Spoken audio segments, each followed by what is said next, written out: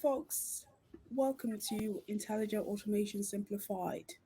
IA Simplified is a podcast series where we showcase industry experts to talk about intelligent automation and its impact on SME, mid-market, financial services, healthcare, and other related fields that you can think of course. I'm your host, Tolani Jaiye-Tikolo, and on today's episode, we're going to be talking about something quite interesting. And this is part of the other series I've talked about, document processing, about documents and all that. And this is embracing e-invoicing in small and medium businesses. And I'm joined by David Sentogo from Colfax. So David is a brilliant guy. You can say that just if I say that myself, you can definitely say that.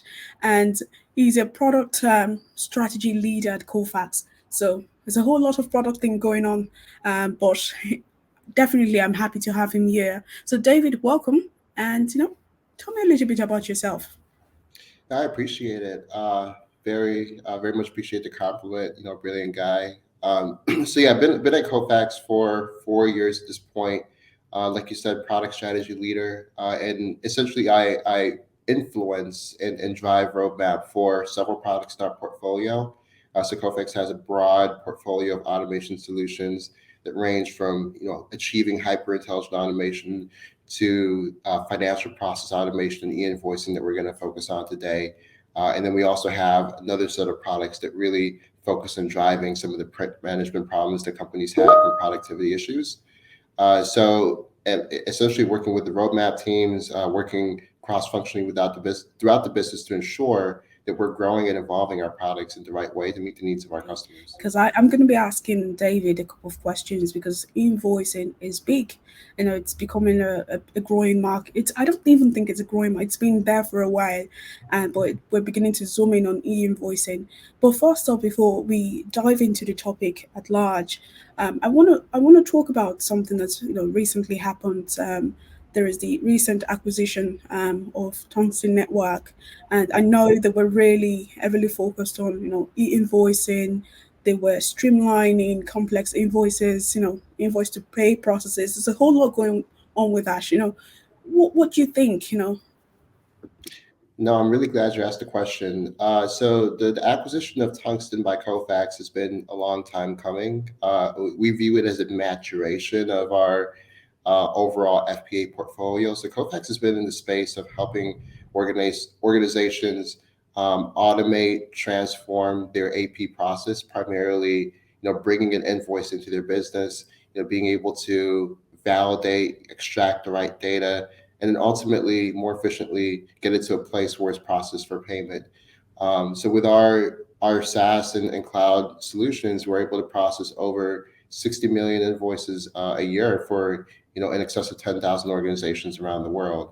But these are like more paper PDF type invoices. And so we began to look at how can we add more value to our customers, right? Like where are they going with their businesses? And the world is really shifting towards this model where invoices are no longer a PDF, right? Like they're no longer on paper. They're actually data files that they need to be created. They need to follow compliance checks. Like there's a lot that goes into it. And that's where there's an opportunity for software providers to really add that value, right? And simplifying the process. And that's what led us to bringing Tungsten in to our business. So Tungsten is a world-renowned provider of e-invoicing type capabilities.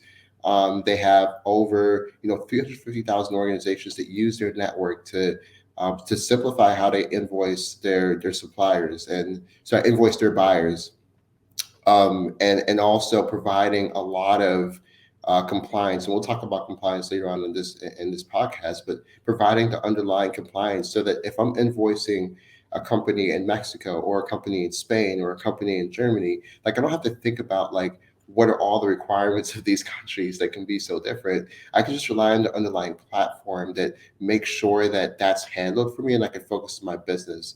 And so we're super excited to bring that into our portfolio and really provide a very robust end-to-end solution that supports organizations at every step along the way towards the journey to e-invoicing. I've never really thought about because Colfax, I feel sometimes the way we view Colfax is like it's a monolith. It's so big, and there's a lot of portfolios and all that. But seeing how tungsten really adds up into the mix, it's quite interesting. I want to get to the nitty gritty, and which is why you're here. When we talk about e-invoices, these are invoices that really, you can call them truly digital in their entirety, right? Because we're talking about, it's not just the paper or whatever. It's not, we're not talking about paper, but we're talking about transmission, how we transmit these documents, how are these documents processed, how are they archived. It's the whole journey from the beginning to the end. And I feel like there's been so many challenges for SMEs, especially. um, I don't know so much about the large enterprises, because large enterprises might have more money to try out some of these new, you can call it new technologies and new ways of working. But let's talk about some of these global challenges. What, in your opinion, what are these some of these challenges that SMEs are facing with e-invoicing? I think it's the complexity, Talani. I think it's the complexity. With the SME and who's focused on invoicing,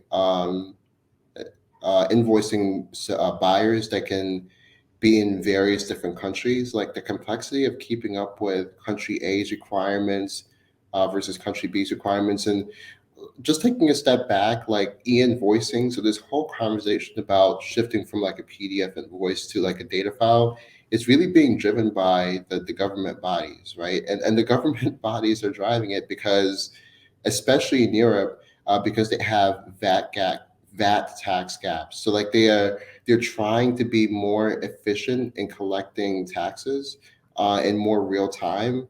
And the only way to do that is just to basically have extreme visibility into all transactional activity that's happening. And so when you think about like this e-invoicing, it's basically them putting a mandate in place such that you have to create this data file, a very, very structured file, which they can run through their systems and immediately like assess the value and determine whether you're getting taxed effectively before it even gets to the buyer. So think about them like literally putting themselves in the middle of all economic activity so that they can basically collect taxes. And that's in the best interest of the government, but it puts extreme pressure on organizations and a lot of weight in terms of how they effectively do things they've been doing for hundreds of years. And that affects large enterprises all the way down to the SMEs, who are basically now beholden to making sure that every single invoice they send out to every single buyer follows all these protocols. Otherwise, like they can get in trouble, right? They can get in trouble, the government can come after them. And so that's where like a software portfolio or a software solution can really help to remove some of that complexity, to remove some of that uncertainty, and allow them to essentially focus on, look, like here's what I'm invoicing my buyer for. Here, like the required elements, it's all programmed into the software. If anything is missing, the software will give them a reminder. And when they transmit that invoice, they can be confident in the fact that they're sending something that is compliant, that the buyer will actually receive it. So they receive a record that the buyer has gotten the invoice. And that gives them the comfort that, okay, I can rest assured that I'm ultimately going to get paid for this. So I think that's where it's not a question of like SME adoption of e-invoicing, because I think it's upon us as technology vendors to really lower that barrier to entry. We're doing that through capabilities like cloud, so providing software to these vendors without the infrastructure requirement. So it's upon us to reduce the barrier to entry. I think the challenges that SMEs face really is inherent within all the requirements that they're now beholden to, that manually would just be extremely difficult to keep track of on their own. Because I know you talked about the government being one of the key drivers for adopting e-invoices. You talked about compliance as well. You talked about complexity, which, in fairness, these are all the things that people are really facing. I don't even think it's an SME related problem. It's more of it's a business related question at this point. And why you guys might hear it, you can hear the thunder and all that going outside my house, which is it's another funny story. But there's another. I think is what this brings me to my next question, just about the government interference, because I feel that I've seen A lot of, like in Europe, for example, I've seen it in Finland, where they're coming out, with some of these e-invoice strategies. I've seen it in Australia. I think Australia might actually be one of the more advanced examples. I think I saw that. This might actually be interesting because I think I saw someone from Colfax on YouTube talking about Pepple in Australia, e-invoice and all that, which is another interesting story. But in terms of the government putting in been fully involved in all this, do you think there are other drivers for SMEs to really go into this digital space? Yeah, absolutely. I mean, so there's typically there's three sets of drivers, right? And so we talked about the government driver. That is like the looming overall force that really is bringing people in this direction. So in order to compliantly do business, in order to just do what we were doing yesterday without disruption, now we have to navigate this e-invoicing conundrum. So there's that, right?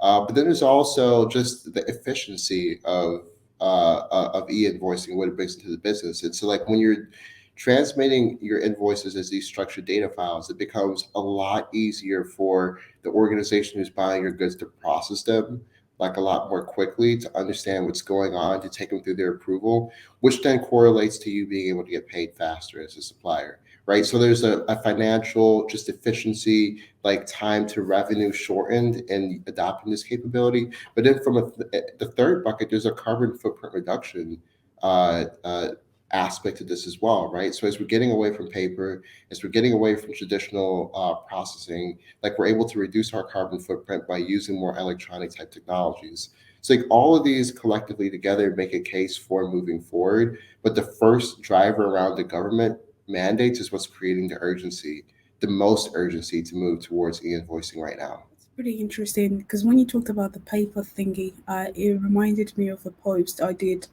I think on LinkedIn or somewhere. Or it was a comment, someone mentioned something about digital transformation, and I told them we were promised that we're going to go paperless over 40 years ago. How is that working out, really? And these are some of the questions. These are some of the things. If people aren't adopting e-invoicing, then how are they really going truly digital in that form? So they're interesting conversations, and I think I want to take us away from there. For a short while, I want us to talk about some other interesting things when it comes to e-invoicing. I know you touched on it, slightly when we started talking. We've talked about the buyers and suppliers, some of the benefits. Apart from those benefits, can you elaborate on maybe more benefits so that other people can actually see the necessity for e-invoicing? The ultimate value proposition around technology and automation is just creating more frictionless experiences in everything that we do, right? Like, so removing friction and adding efficiency. And I think at the core of it, that's the problem that we're solving for. So if I'm a buying organization, sorry, if I'm a buying organization and I have all these suppliers all over the world. Like I need a standardized way in order to make sure I'm facilitating these inbound invoices I'm receiving from all these suppliers, and I need to have a standardized way for liaising with them effectively. An Arden study that we were looking at earlier this year cited that just a whole concept of supplier onboarding and supplier engagement, 53% of organizations who are, or over 50% of organizations who were surveyed, cited that as one of the biggest challenges that they're having in terms of like manual effort and just lack of efficiency that they're seeing. And so, like, shifting to like a modern e-invoicing solution with the necessary supplier portal, supplier engagement type features can really go a long way in just supporting you and paying your suppliers on time or even faster, which also has benefits in terms of realizing early discounts and things of that nature. And then on the supplier side, and then for organizations who are buying, I think there's a lot more visibility that you can get into your spend, especially with all the structured data that's coming in. So like the journey from like just being reactive to truly proactive with analytics just becomes a lot easier once you've gotten to a broader base of organizations who are sending you electronic invoices, and then you could really start to do some very, very cool things with that structured data. And that analyzing patterns, analyzing just various trends that you can use to rationalize your supplier base and things of that nature. Now, when you look at the supplier side, so organizations who are sending invoices out, again, I go back to the benefit of using technology today more than ever is removing and reducing that complexity within the process. Like handling when our team, so within the product strategy team here at Kofax, we have a group that just really focuses on what is happening from a compliance standpoint in all of these different countries around the world. And so when we start really looking into some of these mandates that are coming into play, it's tough. It's really hard. Like for an organization to endeavor to do this on their own, just even in one country, requires sometimes even technical integrations with the government's portal. It requires, and not only that, but changing those integrations over time as the mandates evolve. And so when you multiply that by several countries, like it could become untenable. So reducing all that complexity, building it all into a platform, and giving people the time to focus on what's most important to them, selling their goods and services, is where really the most of the benefit lies. I think this kind of, because you spoke about platform, bringing everything to a platform, and this kind of leads me to another question. Another question is a Colfax question related, and I think this is why I'm kind of giving you like pop quiz on Colfax automation portfolio, and there is. So I have looked at in the past, and I've looked at Colfax there's the AP automation portfolio, and within that you have the invoice portal kind of thing, which I think is an e-invoicing solution, right? But I just feel like there's a whole lot, that portfolio is a whole lot. I feel like it's not as visible as I would have expected because I saw invoice portal, I saw other technologies. Can you just zoom in and kind of just summarize some of the things under that portfolio? Yeah. So I'll start with capabilities, and then we'll allude to some of the products. So when we think about the capability ladder, what is the stacked what is the stack of capabilities that's needed in order to be successful today and moving into the future? At the bottom of the ladder, foundational, intelligent OCR for invoicing, right? Like, I mean, up to 550 billion invoices that are processed annually, or that are estimated to be processed annually. There's still a very large percentage of those, upwards of 45% that is still paper PDF today. So we're moving very, very quickly towards the e-invoicing dominant age, but there's still a lot of invoice OCR volume that's out there. And so having automation technology where you can essentially send an invoice into a service, a PDF invoice, it extracts all the relevant the vendor name, goods information, all that, it validates it, routes it into the ERP is critical. So invoice OCR and workflow that surrounds it, we believe is foundational at the bottom of the ladder. And then as you move up the ladder, you start getting into like, okay, like what is the technology for managing a big supplier base? So supplier onboarding and supplier management becomes something that's super critical, especially for our larger customers who are managing big supplier bases, but then also for the suppliers themselves, like having a portal where you can go in, it's intuitive, it's user friendly, it provides you status of like all your invoices, whether the buyer has seen them, allows you to manage disputes. Like that is beneficial to you and can save you like the pain of like having to email all these organizations just to get the most simple questions answered. So there's a supply portal, right? That's a step up. Above that, we get into just core e-invoicing functionality. And that's what we're talking about in terms of having all of not only a mechanism for electronically transmitting data to another buyer on a network, but making sure that all the compliance and all the rules, our country rules, are built into that, such that you don't have to worry about it. Like those checks are being done as you're generating the invoice. You can be confident that you're sending something that's compliant.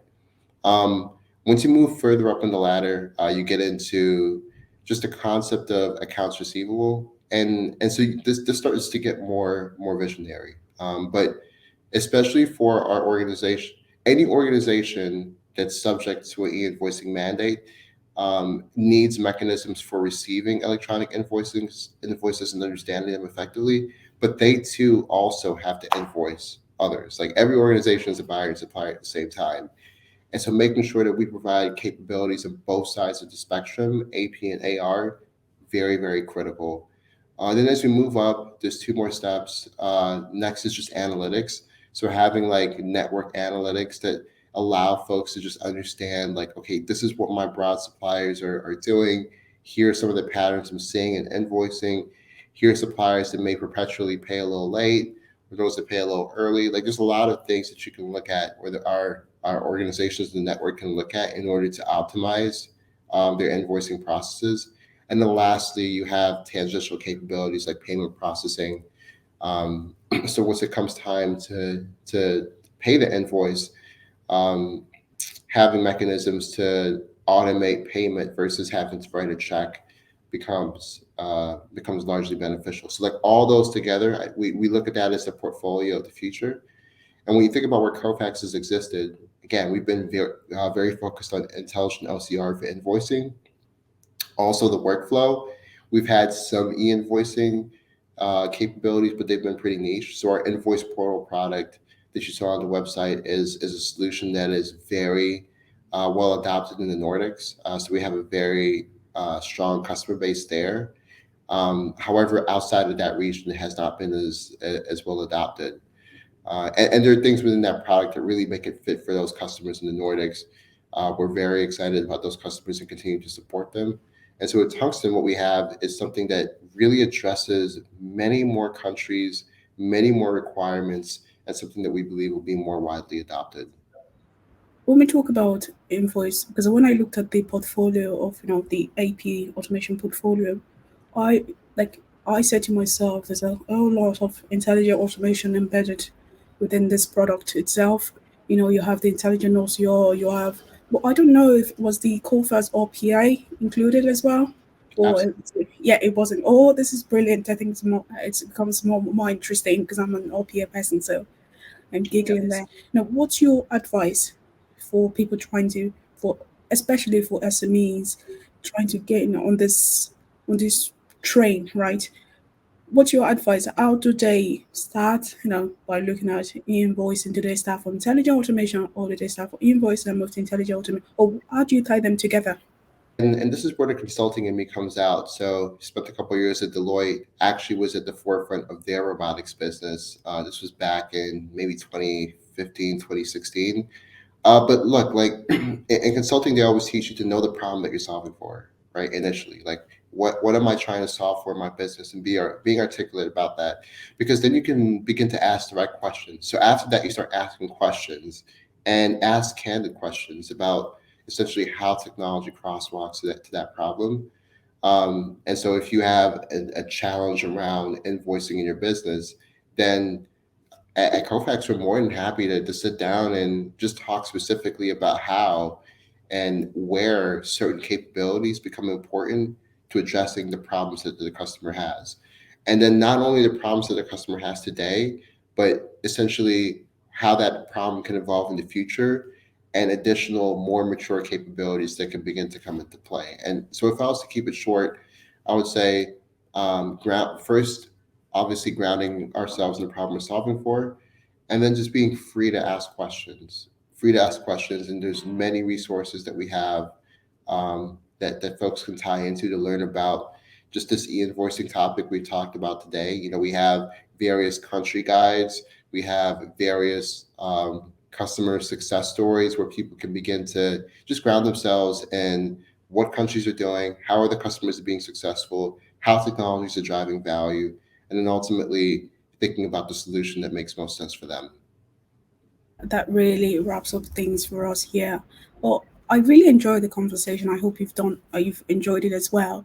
And how can people reach out to you? How can they connect back to you?